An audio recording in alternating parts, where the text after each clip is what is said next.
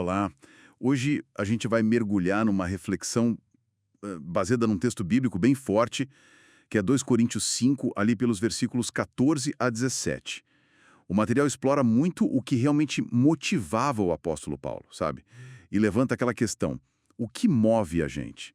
A gente vive para nós mesmos ou para algo assim maior? Exato. E a fonte que a gente está usando, ela foca muito em como entender o amor de Cristo pode nos constranger. Essa palavra é chave. Mas não no sentido negativo, né? É mais como impulsionar, sabe? Levar a uma vida totalmente diferente. E é interessante pensar que Paulo escreveu isso para os coríntios, que era uma comunidade que, bom, batia de frente com ele às vezes. Mesmo assim, ele se mantinha firme nessa convicção, né? Isso. A força dele vinha daí, dessa compreensão que a gente vai tentar desvendar um pouco aqui. Então vamos lá. O texto já começa impactante, pois o amor de Cristo nos constrange. Essa palavra, constrange, ela soa um pouco pesada, não? É, pode soar, mas na leitura da fonte não é algo ruim. É tipo uma força que você não consegue resistir, uma motivação muito profunda. E Paulo logo explica que não é só um sentimento, assim, vago, vem do centro do evangelho mesmo.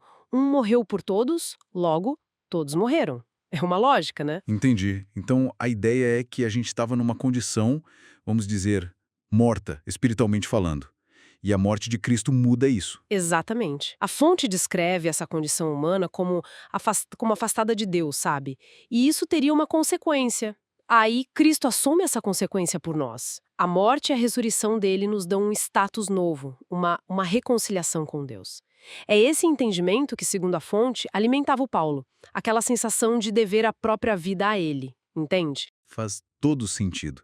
E isso amarra com o versículo seguinte, o 15, né? Que diz que ele morreu para que os que vivem não vivam mais para si mesmos, mas para aquele que por eles morreu e ressuscitou. Olha, isso é bem radical.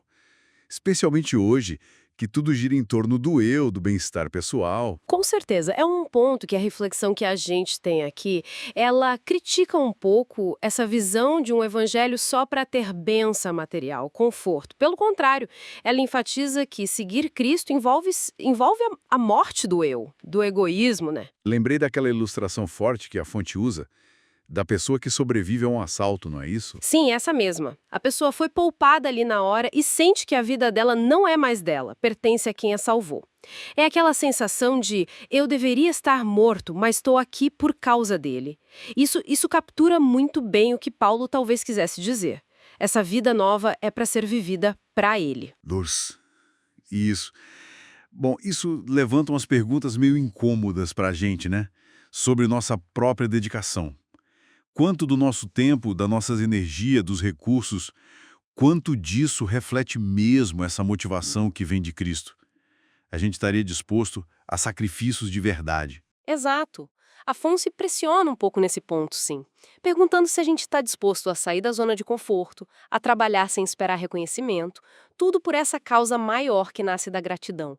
É um chamado para reavaliar prioridades mesmo. E essa reavaliação de prioridades parece que leva direto para o versículo 16, né? Assim que nós daqui por diante a ninguém conhecemos segundo a carne. O que seria isso na prática, segundo a fonte? Olha, basicamente, é parar de avaliar as pessoas e as situações só pelo que parece por fora. Pelos padrões do mundo, tipo aparência, status, dinheiro, poder, até a utilidade que a pessoa tem pra gente.